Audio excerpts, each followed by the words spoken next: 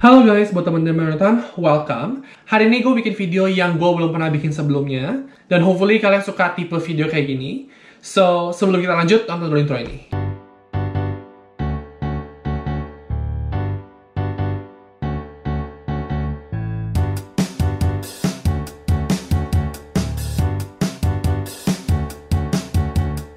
Oke, hari ini gue mau bikin reaction video. Jadi di YouTube itu gue suka nonton vlogs. Dan vlogs ini baru-baru ini mengeluarkan video tentang imigran di Amerika. Jadi nama judulnya adalah The Law That Broke US Immigration. Artinya undang-undang yang ngerusak imigrasi Amerika. Dan di thumbnailnya ditulis Why the US has so many undocumented immigrants. Kenapa Amerika memiliki banyak sekali imigran ilegal. So, gue sangat tertarik dan gue belum nonton. Dan gue justru mau nonton pertama kali di video ini. Jadi langsung kalian ngeliat reaksi gue. Dan mungkin gue akan bahas juga dari point of view-nya gue. Obviously, disclaimer, gue bukan immigration lawyer. Gue hanya bisa memberikan opini gue berdasarkan dari pengetahuan dan pengalaman pribadi gue. So, langsung kita nonton yuk. When Americans turned on their TVs in the early 1990s, one contentious issue was hard to miss. Immigration. Is immigration good for America? The federal government won't stop them at the border. You spend $5.5 billion a year to support them. There's a right way and there's a wrong way. At the time, there were around 5 million undocumented immigrants in the US. And most Americans saw immigrants as a burden on the country, taking jobs, housing, and healthcare, and thought immigration as a whole should be decreased. Our country. Oke. Gue mau pause ini karena gue cukup, menurut gue itu sangat bias banget untuk mereka bilang kayak immigration atau imigran, orang-orang imigran membawa dampak buruk ke sebuah negara. Menurut gue itu sangat tidak benar. Kenapa? Karena, apalagi di zaman sekarang ya, diversity is very important, right? Kita harus memiliki yang namanya keragaman. Dan juga imigran-imigran itu datang ke sini itu, mereka bakal kayak minta kayak healthcare, kayak kesehatan, segala macam. Tapi mereka juga menstimulasikan ekonomi di negara tersebut.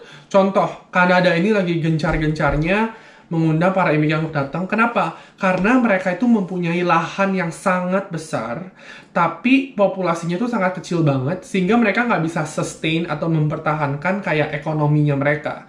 Terlalu dikit orang sehingga perputaran uangnya juga dikit, sehingga apa-apa tuh semua mahal. Jadi itu kenapa Kanada juga lagi gencar-gencarnya, gempor-gempornya untuk mengundang para imigran datang. Jadi itu gue jujur kurang setuju ya dengan pernyataan tersebut. Is invaded by immigrants who are like cancer cells.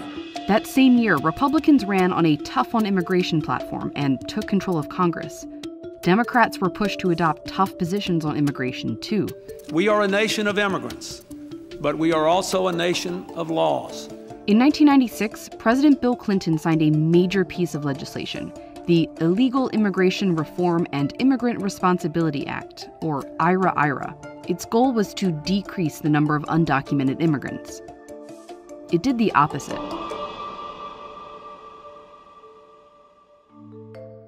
Before the 1990s, undocumented immigration into the US looked very different. For one, it was usually temporary. People used to go back and forth across the border. They would go north and, for the harvest, and they would earn some money, and they would go back to Mexico. And if they wanted to come live permanently in the US, there were a few legal channels, but not many. If they married an American citizen, they could get lawful status. Or if maybe their brother was a citizen already, he could sponsor them. Or an employer could. And these could be done after they were already living in the US undocumented. Before 1996, the threat of deportation was relatively low. People were commonly deported for committing a crime, and it was mostly limited to major crimes like murder or trafficking. But IRA-IRA, together with other 1996 laws, drastically expanded deportable crimes to even minor infractions like shoplifting. It was also retroactive.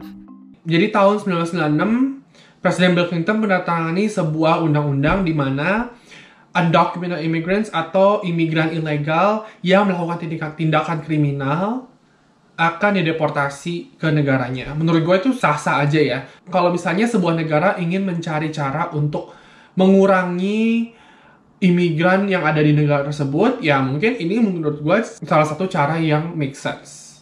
Ya dong, kalau misalnya lu sudah ilegal dan lu ketahuan melakukan tindakan kriminal, ya lu deportasi. Ya, oke, itu masih make sense. Oke. So say it's 1976 and someone is caught stealing some albums from the mall. They wouldn't be deported. Over the next 20 years, they never commit another crime. But after 1996, they could be deported because of that old misdemeanor.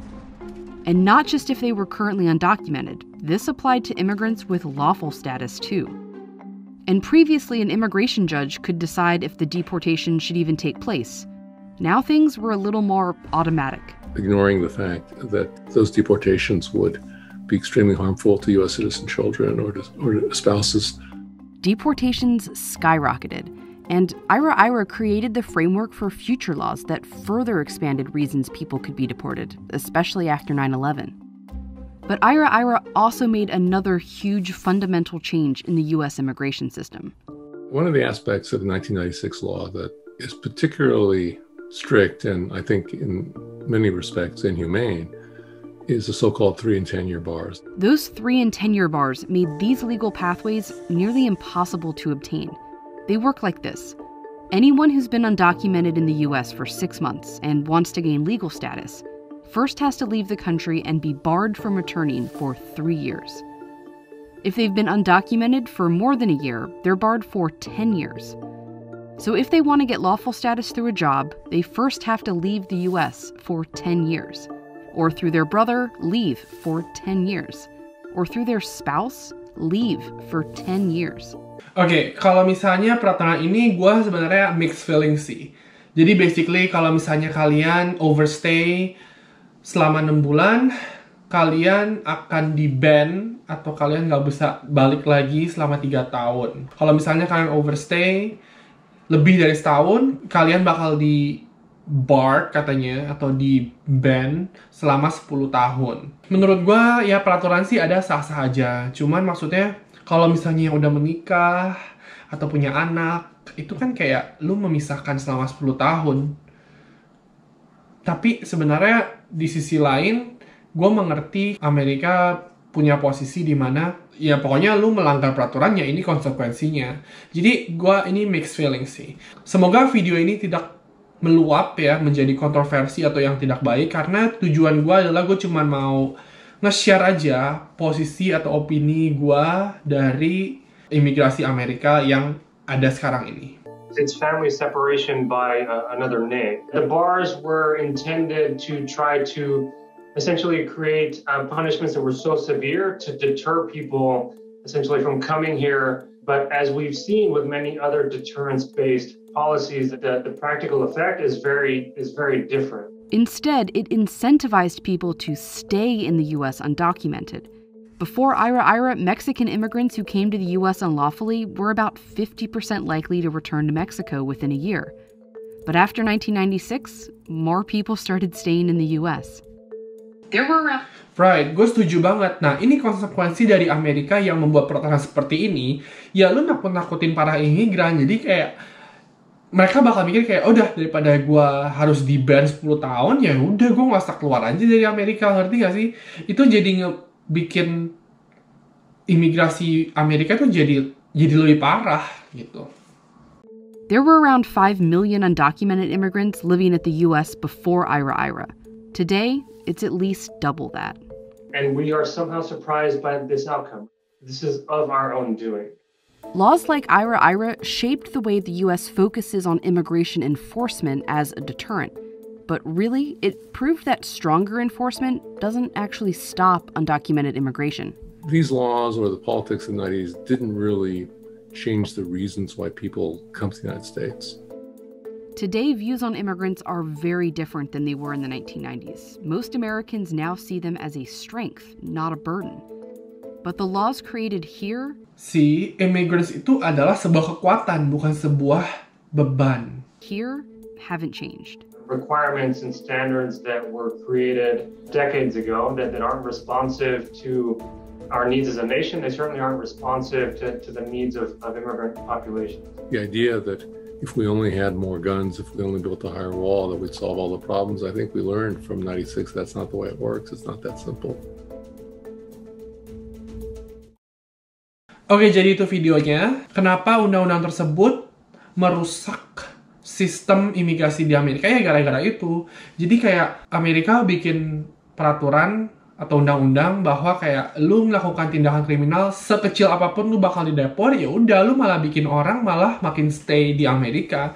Orang yang tadinya kayak yaudah gue cuma mau ke Amerika, mau kerja, terus gue misalnya udah ada uang, gue mau balik ke negara gue, terus nanti kalau misalnya gue pengen kerja lagi, gue ke Amerika, itu mereka jadi takut gitu loh. Jadi udahlah gue stay di Amerika aja. Itu yang bikin dimana banyaknya imigran ilegal di Amerika.